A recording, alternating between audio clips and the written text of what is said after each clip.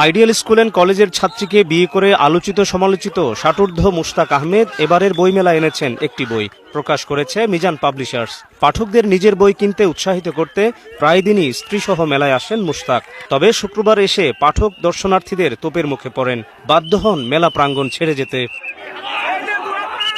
সৃজনশীল পাঠকরা জানান, চটকদার বিষয় নিয়ে বই লেখা হচ্ছে, তারপর তা সামাজিক যোগাযোগ মাধ্যমে প্রচার করে বিক্রি বাড়ানোর চেষ্টা করা হচ্ছে, যা খুবই দুর্ভাগ্যজনক। বইগুলোর সব বইয়ের যে গুণগত মান সুন্দর তা নয়। শিল্পের গুণগত মান বিবেচনা ছাড়াই বই ছেপে দিলে, ভালো এডিট না করে বই ছেপে দিলে, সেটা পাঠকের কাছে গেলে এক ধরনের পাঠকরা ক্ষতিগ্রস্ত হবে এবং আলটিমেটলি জাতি ক্ষতিগ্রস্ত হবে। অমর একুশে বইমেলার দ্বিতীয় শুক্রবারে লেখক, পাঠক, প্রকাশক ও দর্শনার্থীতে মুখর হয়ে ওঠে সোহরাওয়ার্দী উদ্যান। ছুটির দিন হওয়ায় পরিবার, পরিজন, বন্ধু বান্ধব নিয়ে ঘোরাঘুরি, ছবি তোলা, পছন্দের লেখকের বই কেনা